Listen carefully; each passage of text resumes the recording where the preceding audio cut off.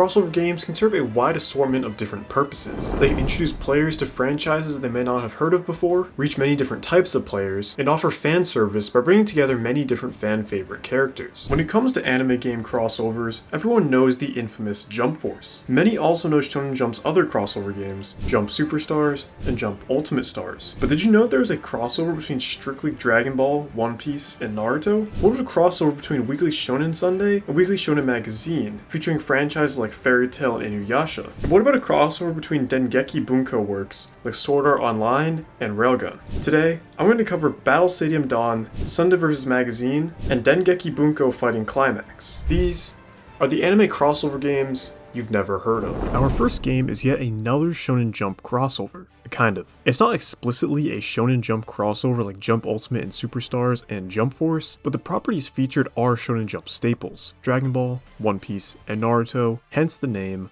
Dawn. The announcer in-game does pronounce it as D-O-N, but that's stupid, so I'm just going to call it Dawn. It was released exclusively in Japan on July 20th, 2006, the GameCube and PS2, and despite being a quote-unquote Shonen Jump game, I don't see much discussion surrounding this. I mean, there is an IGN Southeast Asia article claiming that it's the best Shonen Jump game of all time, but if you're combing through forums and message boards, it seems that the general consensus is that we're lax in technical depth, it makes up for it in charm and fun. Battle Stadium Dawn is a platform fighting game akin to Smash Bros, but with one distinct difference with how health works. In Smash Bros, whenever you take damage, your percentage goes up, and the higher your percentage, the farther you get knocked back, and once you get knocked out of the stage, then you lose a stock. Here, the health functions in a tug-of-war system where there's one shared health bar among all opponents, where attacking others will increase your share of the bar. This is done by collecting health orbs that are dropped whenever someone takes damage. In order to win, you must take over the entire health bar and deplete your opponent's share to 0. Now, if this sounds like it can go on forever,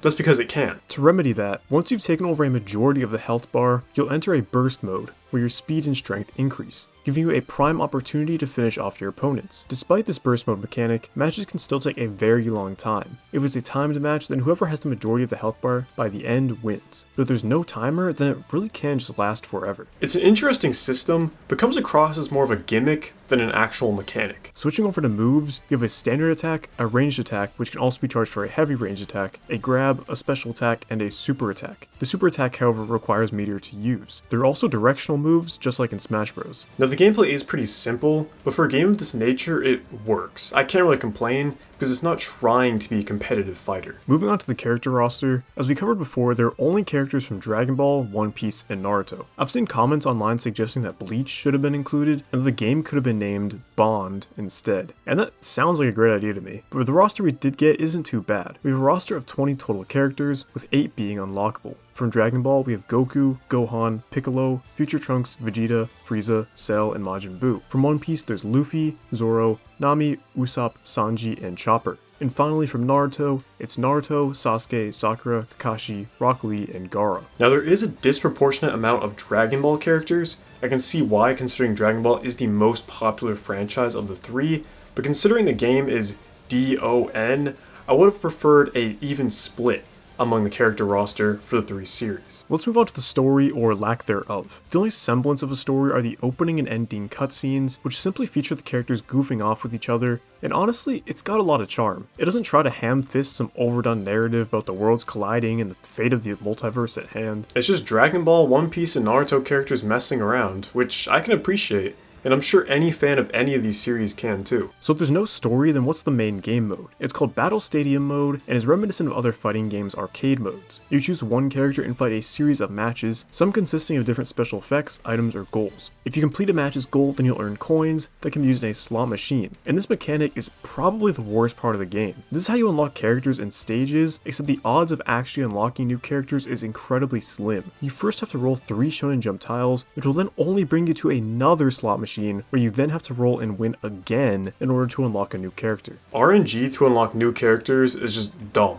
plain and simple. There are additional modes such as free battle, practice, item mode, time attack, and survival challenge, but they're all pretty self-explanatory. Viewing the game as a whole, Battle Stadium Dawn is alright. It's not a competitive fighting game, and that's okay because it's not going for that. It falls more in line with party fighting games, and the cutscenes really exemplify that. That being said, you can't use that reasoning to excuse all of its flaws, as the combat is still lacking polish, the health system feels gimmicky at times, the graphics are pretty underwhelming, and the slot machine is just stupid. Sunday vs. Magazine Shūketsu Chōjō Daikessen, I'm just going to refer to it as Sunday vs. Magazine, is a crossover fighting game celebrating the 50th anniversaries of Weekly Shonen Magazine and Weekly Shonen Sunday, and features characters from both publications' most popular manga. Sunday vs. Magazine released exclusively in Japan on the PSP on March 26, 2009. And just like Battle Stadium Dawn, there isn't much discussion surrounding this game. From what I can gather, the common consensus is that it's good for fans of the manga series included, but falls behind in terms of being a technical fighting game. However, it still has more depth than most anime fighters out there, such as Battle Stadium Dawn. Moving away from platform fighters, Sunday vs. Magazine is a 2.5D fighter akin to games like Street Fighter and King of Fighters, just much simpler. You have a basic attack that when pressed repeatedly will execute a simple combo. You have 2 special attacks, a dodge, a burst, an assist, and a super attack. Something cool about this combat system is that you can actually unlock multiple special attacks and then set which 2 are used in game. The burst uses up a bar of meter and knocks enemies back whilst temporarily increasing your strength. The super attack also uses up a bar of meter. You also have additional attacks that have to do with directional inputs like dash attacks and low attacks. There's also 2 different combat modes, basic and technical, whereas technical does not include the auto combo that basic does. Even with technical mode,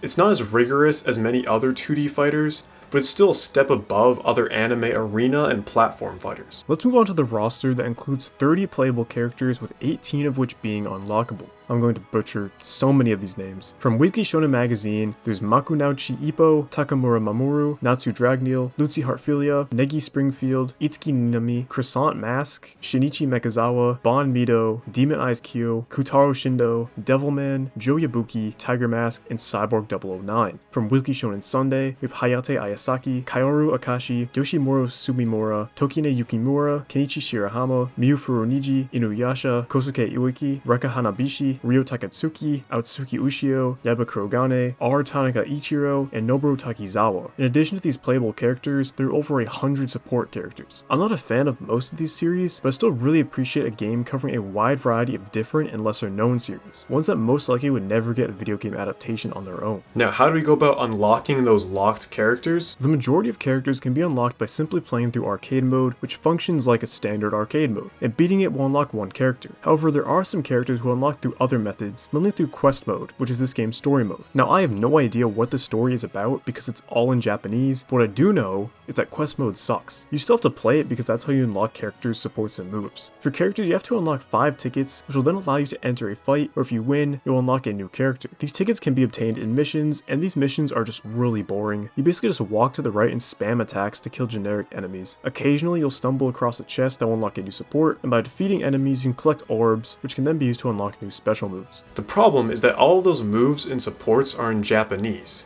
So if you can't read Japanese, then you're going to have no idea what moves and supports you're equipping. Sunday vs. Magazine isn't bad. I like the variety of characters and the combat. While being lesser than other 2D fighters, it's still pretty solid for an anime fighter. The graphics aren't the best, even compared to other PSP games, but it's passable, kind of. The game modes are lacking, the quest mode isn't fun, but it's essentially required if you want to unlock everything. All in all, it's a solid enough experience. Dengeki Bunko Fighting Climax is a 2D fighting game celebrating the 20th anniversary of Dengeki Bunko, an imprint of iconic light novels such as Sword Art Online and a certain magical index. The game was published by Sega and even features some guest characters and stages from Sega properties, such as Sonic the Hedgehog. It was first released in arcades in Japan in March 2014, before being released on PS3 and PS Vita in Japan on November 13, 2014, then in North America and Europe on October 6, 2015. An updated version named Dengeki Bunko Fighting Climax Ignition was released only in Japan in arcades and on PS3, PS4, and PS Vita in December 2015. However, for this video, I'll be talking about the original version that was released worldwide. Fighting Climax is easily the most technical game in this video. It's developed by French Bread, the developers behind Melty Blood and Under Night In-Birth, and it plays similar to those franchises. Like most 2D fighting games, you have a light, medium, and heavy attack, as well as special moves performed by certain button combinations and directional inputs. There's also a mechanic called blast attacks, which first take time to charge, but then can allow you to break combos and take less damage, boost a character's ability, or use it during a combo to send the opponent flying. The gameplay is very solid, a far step ahead of other anime games. But the real selling point here is the roster. You start off with 12 characters, but there are 2 unlockable characters. The starting roster is Shana, Asuna, Mikoto Misaka, Kuro Yukihime, Tomoko Minato, Miyuki Shiba, Rentaro Satomi, Yukine Himiragi, Taiga Aisaka, Kirito, Shisuo Heiwajima, and Kirino Kosaka. The 2 unlockable characters are Sega guest characters, Akira Yuki from Virtua Fighter, and Sylvaria Bless from Valkyria Chronicles. And for anyone curious, Ignition adds Ako, Ambiusa, Kuroko Shirai, Quentin Barbatage, Tatsuya Shiba, and Yuki. Just like with Sunday vs. Magazine, I'm not a fan of all these franchises, but it's always a good thing to see underrepresented anime series get a shot at a game like this. Moving on to the story mode, it's really just a glorified arcade mode with cringy dialogue between each fight. The story here is that a Sega Dreamcast anime girl named Denshin has summoned characters from various different worlds in order to save her world from an evil entity known as Zetsumu. Zetsumu keeps transforming into different characters. You have to defeat each one before you fight his final form, which is Akira from Virtua Fighter. Between each fight, you get this contrived dialogue about dreams versus despair, and Zetsumu yaps about how all dreams cause despair because you have to walk over someone else's dream to reach yours, but then the Dreamcast counters about how dreams and hope is important and that it may or may not come true, but you still need to have hope and that's all that matters. I don't really get the point of any of it, but they want to include a story, and they did do that. The other game modes are nothing to write home about, such as Versus Mode or Challenge Mode, which are all pretty self-explanatory. This game is a pretty good fighter. It's very obviously an arcade game as there's not much to do. Most of your time is just going to be spent learning different characters and combos and playing online. There's even still an online community for this for the PC, with an English patch for Ignition and even unofficial rollback netcode, which I think is pretty neat. Looking back at all 3 of these games, you can see something similar yet different from each one, offering a little something for everyone. Battle Stadium Dawn is for the casual fan, with easily recognizable characters and party game-esque mechanics. Sunday vs. Magazine is for the niche fans with some lesser-known franchises and some easy-to-pick-up 2D fighting gameplay. And finally, Fighting Climax is for the serious anime fighting game fan, while still featuring some fan-favorite series and some underrepresented series as well. While all these games did have some glaring issues and some areas where they were lacking, one thing's for certain, they're all still better than Jump Force.